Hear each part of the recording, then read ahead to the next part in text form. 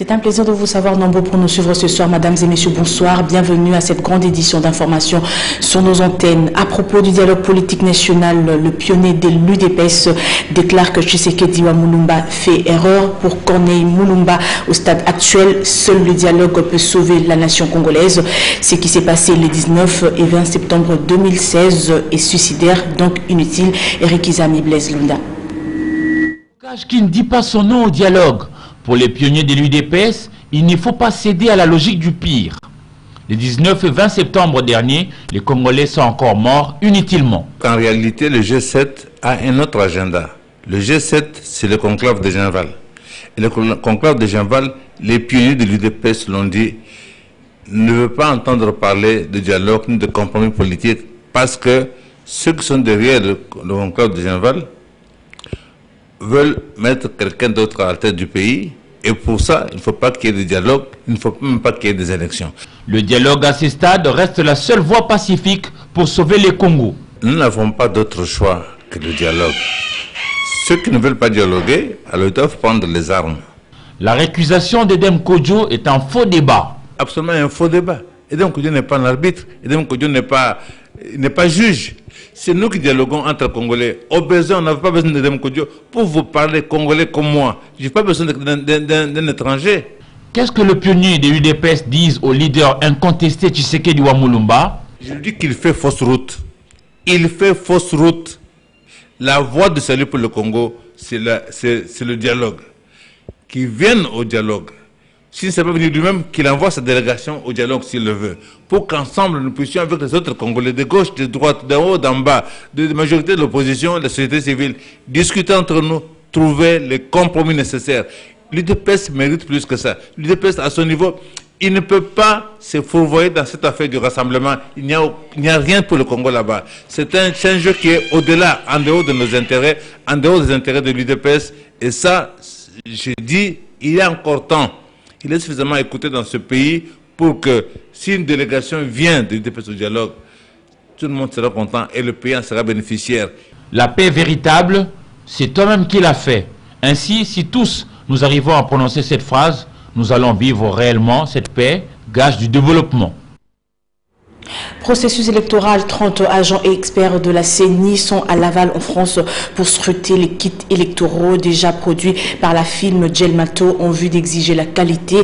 En effet, cette étape est décisive pour la vaste opération d'enrôlement des électeurs congolais estimée entre 42 et 45 millions au pays comme dans la diaspora. Eric Izami nous en dit plus dans ce reportage. À Laval en France, la firme Gemalto, par le biais du chef de projet Edmond Kouka, rassure que tout se passe bien. Cette firme rassure la CENI des dispositions et surtout de la qualité du matériel informatique produit. Cette étape de vérification des conformités du matériel d'enrôlement des électeurs effectuée par les agences CENI sera sanctionnée éventuellement par l'approbation des experts que coordonne le secrétaire exécutif national Ronsard Malonda Ngimbi. Conscients de la lourde responsabilité sur leurs épaules, experts, cadres et agents de la CENI dépêchés à Laval sont à pied d'œuvre dans un travail de fourmi pour tester environ 7500 kits déjà conditionnés et tout passe au peigne fin car aucune erreur n'est tolérée. 7500 kits déjà fabriqués sur 22 200 kits attendus en RDC. Ces 30 agents et experts de la CENI, conseillers, des gestionnaires des entrepôts, responsables des opérations, gestionnaires de poules, gestionnaires des stocks, les logisticiens, experts en communication avec parmi eux des administrateurs de bases de données et autres techniciens. Ce travail constitue une étape décisive pour l'accélération du processus électoral en cours en RDC, surtout par rapport à la vaste opération d'enrôlement des électeurs. Sur place à Laval en France, le groupe de 30 agents de la CENI font des simulations, question d'être déjà dans le bain du travail. Ce contrôle des fonctionnalités du logiciel, c'est-à-dire base de données, initialisation et test des périphériques sont également au rendez-vous. De l'imprimerie à la ruine totale, c'est le calvaire constaté chez Congo Graphique, victime de violences exagérées du lundi et mardi dernier à Kinshasa. Tout le monde est invité à contribuer pour la paix, gage du bon fonctionnement de la démocratie. Encore une fois, Eric Izami. Le tort de Congo Graphique, c'est d'avoir été voisin à la Ligue de jeunes du PPRD à la 6e rue Limité. Ces images insupportables sont la conséquence des émeutes survenues lundi 19, mardi 20 septembre 2016 à Kinshasa. Un investissement de plus de 10 ans parti en fumée et tout un patrimoine réduit à la cendre. Très renversant, Daniel, l'un des 121 agents de Congo Graphique, frappé par ce qui devient son ancien bureau, y recherche avec désespoir son trousseau de clés, du reste introuvable.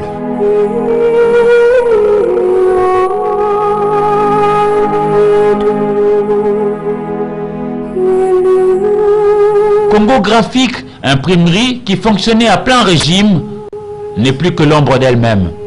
Elle avait pourtant des commandes diverses de ses différents clients. Ici, des commandes transformées en ruines. S'il faut marcher, il faut bien marcher parce qu'il ne faut pas casser, les pièges n'est pas bon.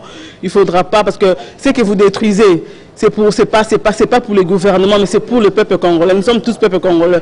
Nous voulons un changement, mais oui, il faut s'exprimer. Il ne faut pas casser. Les pillages ne nous amènent nulle part. Les pillages régressent encore le pays. Ça ne nous avance pas. Ce coffre-fort brûlé reste peut-être l'élément qui pourrait sauver le propriétaire de cet investissement. Un Congolais qui a requis l'anonymat, mais qui, hélas, se trouve être hospitalisé naturellement sous le choc après le passage de ces 2 jours de folie à Kinshasa, pendant que monsieur n'a rien d'acteur politique. Par ailleurs, le Fonds des Nations Unies pour la population UNFPA et l'ambassade du Brésil en République démocratique du Congo ont accompagné l'organisation de la première baptisado en RDC à la halle de la Gombe. C'était donc hier lundi. L'association Abada Capoeira Congo a agrémenté cette manifestation organisée pour la première fois en République démocratique du Congo. La suite avec Guli Kacha. Depuis bientôt 2 ans, le Fonds des Nations Unies pour la population, en partenariat avec l'ambassade du Brésil en République démocratique du Congo, appuie l'association Abada Capoeira Congo à mettre en œuvre à Kinshasa un projet d'appui à la réintégration socio-économique des adolescents et des jeunes en situation de rupture familiale à travers la pratique de la capoeira.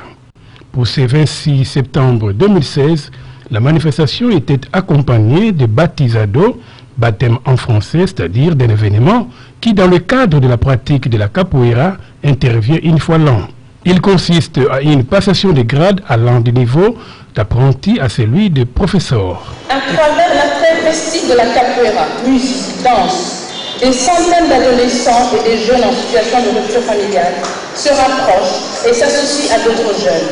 Par la suite, comme tout art martial, la pratique de la capoeira leur permet d'acquérir de la discipline et d'apprendre un certain nombre de règles de vie indispensables à une cohabitation pacifique dans la société.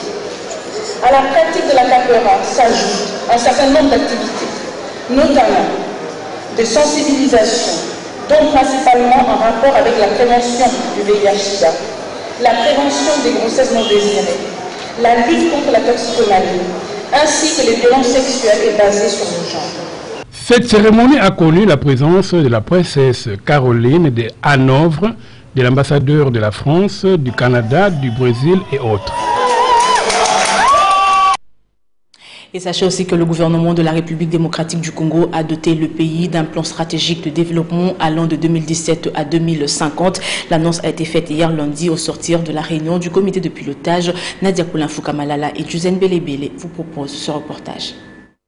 La réunion du comité de pilotage du gouvernement a réuni lundi 26 septembre autour d'une table quelques membres du gouvernement qui, au sortir de la rencontre, ont communiqué la pensée du gouvernement qui est celle de doter le pays du PNSD, entendez, Plan National Stratégique de Développement. La première étape, ça va de 2017 à 2021. 5 ans quinquennal qui va faire en sorte que nous mettions l'accent sur l'agriculture pour amener notre pays au niveau des pays à revenus intermédiaires. Plan que nous qui vont partir de 2021 à 2030 pour amener notre pays au niveau des pays émergents. Et aujourd'hui, nous sommes fiers que le comité de pilotage vient d'agréer ce plan et c'est un outil que nous mettons à la disposition.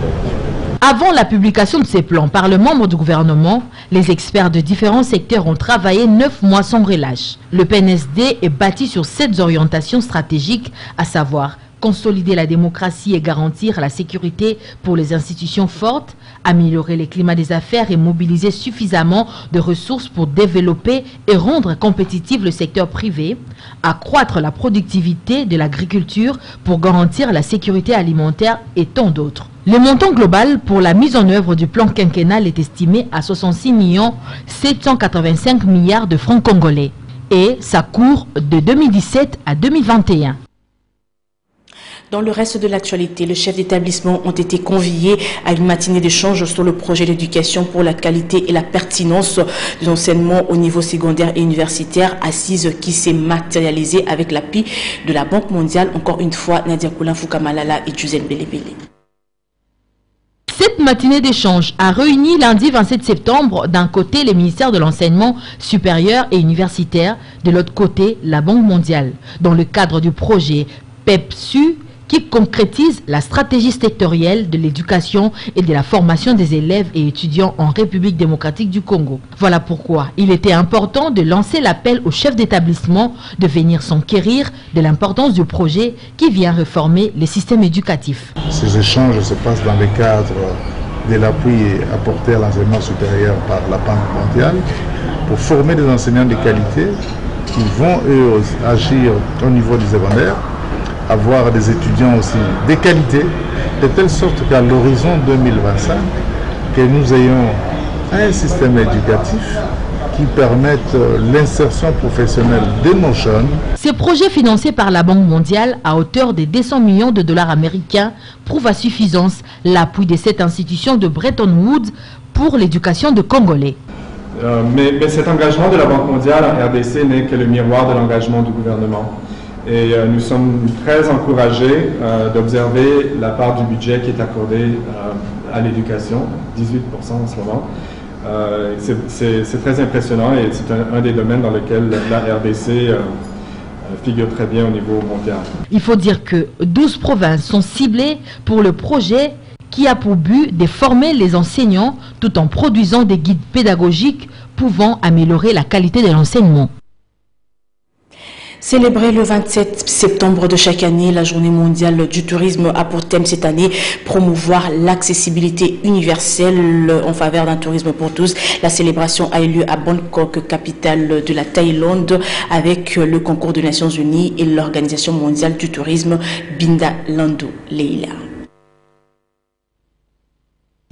Depuis qu'elle a été instituée dans les années 1980 à Torremolinos en Espagne, la journée mondiale du tourisme est célébrée le 27 septembre de chaque année pour but de sensibiliser la communauté internationale sur l'importance du tourisme et l'intérêt qu'il présente du point de vue social, culturel, politique et économique. Les célébrations officielles cette année auront lieu dans la ville de Bangkok, la capitale thaïlandaise, en présence des représentants des Nations Unies et de l'Organisation mondiale du tourisme. Depuis quelques années, le secteur du tourisme est à l'abandon en République démocratique du Congo suite à l'insuffisance des infrastructures de base. La RDC possède un écosystème riche et diversifié qui présente une variété de paysages d'une beauté exceptionnelle, une faune unique avec de nombreuses espèces emblématiques. Mais la RDC n'attire plus de nombreux touristes depuis une quinzaine d'années.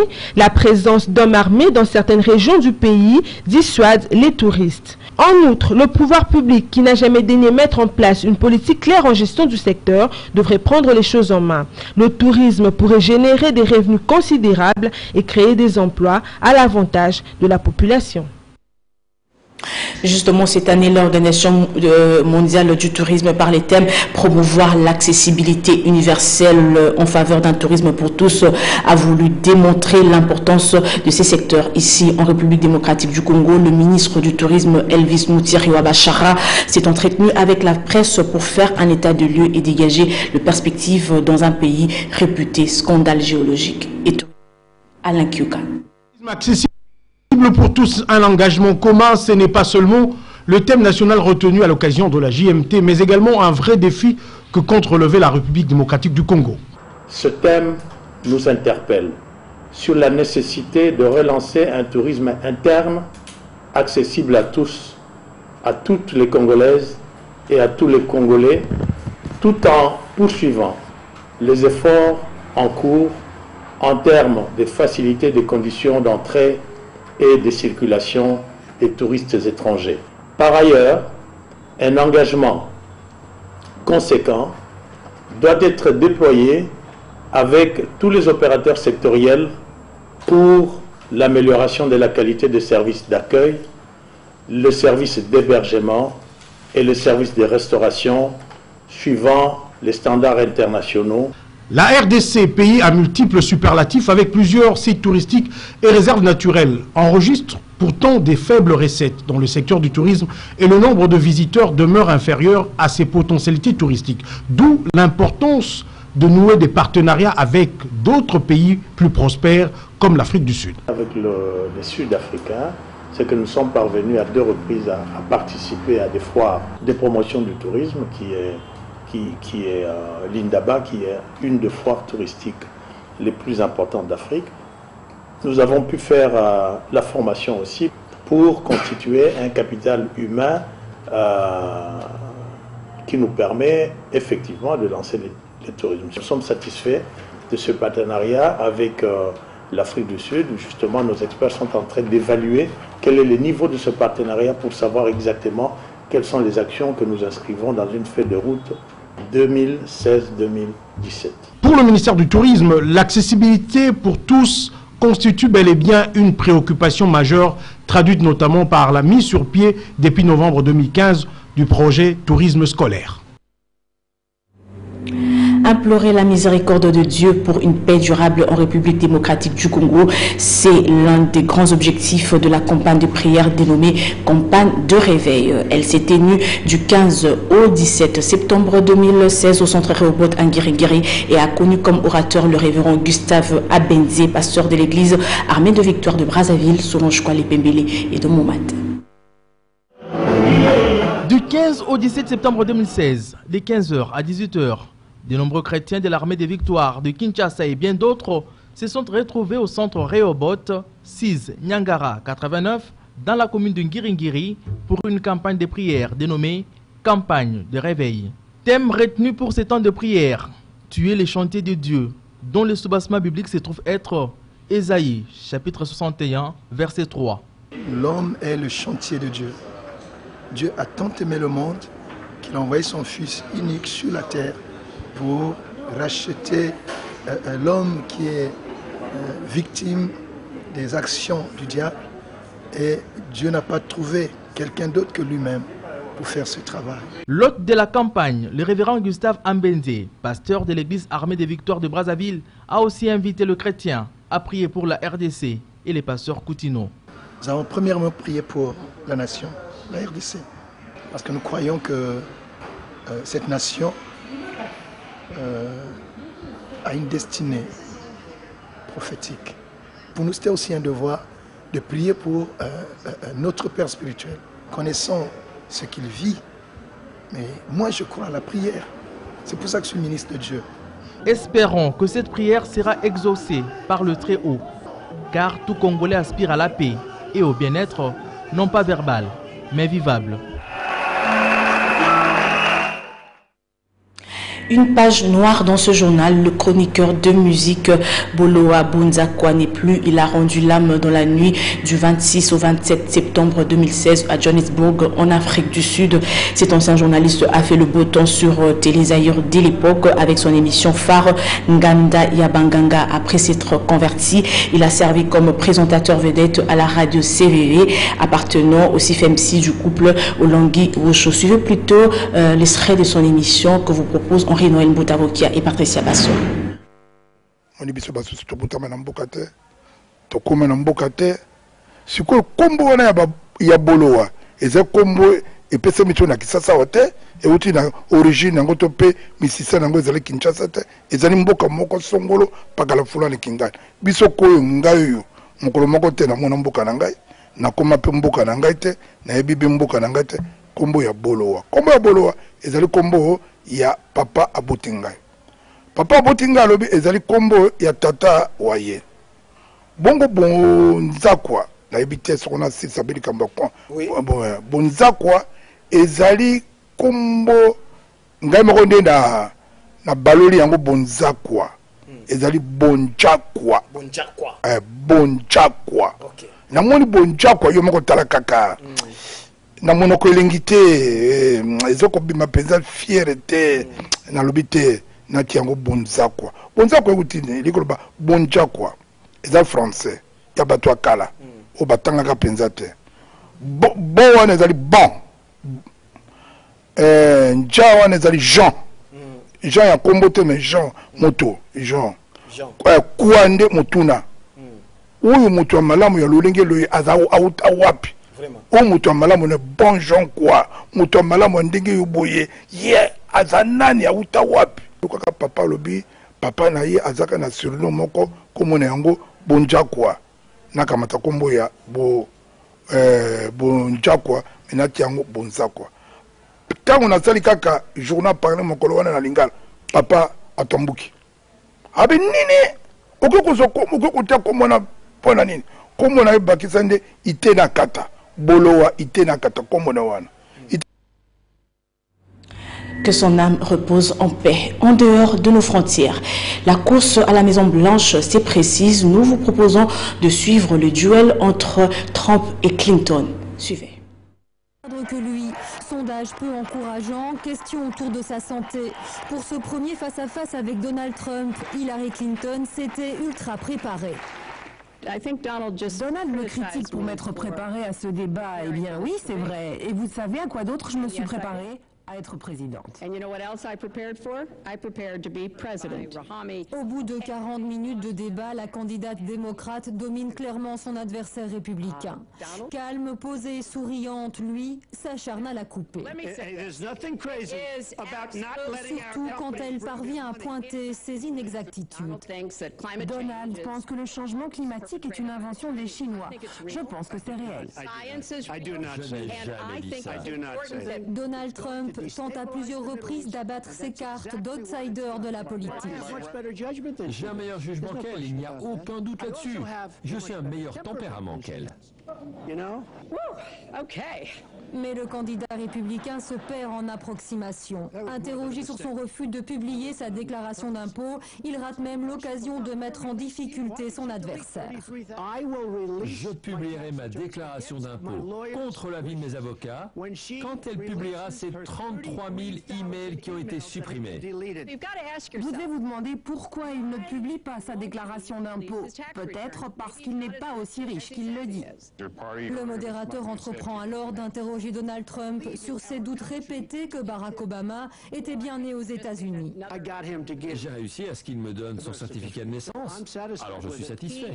Il a vraiment commencé sa carrière politique basée sur ce mensonge raciste. Vient enfin l'échange que tout le monde retiendra. Elle n'a pas le look, elle n'a pas l'endurance. J'ai dit qu'elle n'avait pas l'endurance. Je ne pense pas qu'elle a de l'endurance pour être le président de ce pays. Il vous faut une endurance incroyable.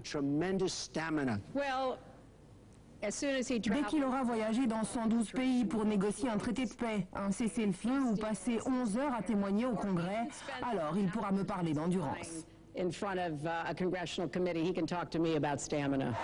reste encore 2 débats à Donald Trump pour rebondir et convaincre avant l'élection présidentielle du 8 novembre prochain.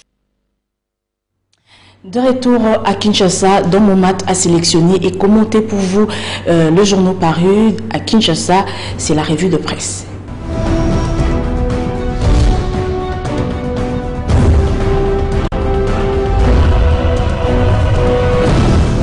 Bienvenue à cette revue de presse. La rencontre Joseph-François fait la une des quotidiens quinois, paru ce mardi 27 septembre 2016. Ainsi, l'avenir titre à sa une, face à face, Joseph Kabila, Pape François, le souverain pontife pour un dialogue respectueux et inclusif pour la stabilité et la paix.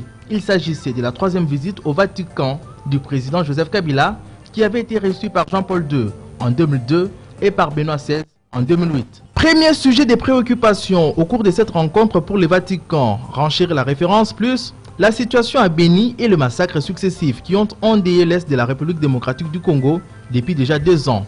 Autre sujet qui a dû être évoqué entre le pape François et son hôte congolais, la situation politique dans ces pays continents où la toute-puissante Église catholique locale n'a jamais caché sa position très ferme sur le respect de la Constitution et du principe d'alternance. Les deux parties ont souligné à ce sujet, poursuit les dépêches de Brazzaville, l'importance d'une collaboration entre les acteurs politiques et les représentants de la société civile et des communautés religieuses en faveur du bien commun à travers un dialogue respectueux et inclusif pour la stabilité et la paix dans le pays. Joseph Kabila a ensuite été reçu par Monseigneur Paul Richard Gallagher, le ministre des Affaires étrangères du Vatican, en l'absence du secrétaire d'État, Monseigneur Pietro Parolin. C'est à lire dans Forum 2As.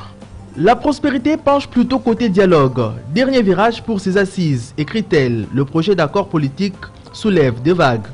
Entre pragmatisme, non-dit, écueil et pression, le projet d'accord proposé par Edem Kodjo pour gérer l'après 2016 donne lieu à des commentaires divers.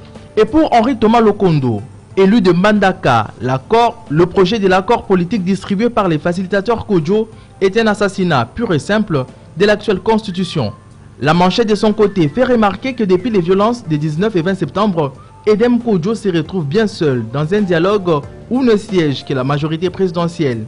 En visite chez Etienne Tshisekedi à Kinshasa, plusieurs diplomates occidentaux ont évoqué la délicate question du facilitateur qui est la rue Kinesi, appelle désormais les complicateurs. Le ministre des Affaires étrangères belge, Didier Reynders, a avancé un nouveau nom pour remplacer les Togolais. Il s'agit de Saïd Djinit. Du côté du rassemblement, plusieurs autres noms circulent comme Kofi Annan ou encore Joachim Chissano. Fin de cette revue, merci de l'avoir suivi et à la prochaine.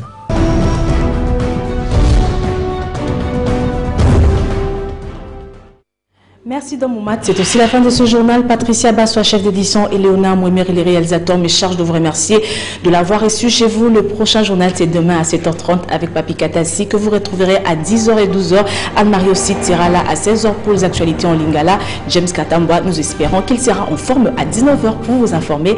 Bonsoir chez vous.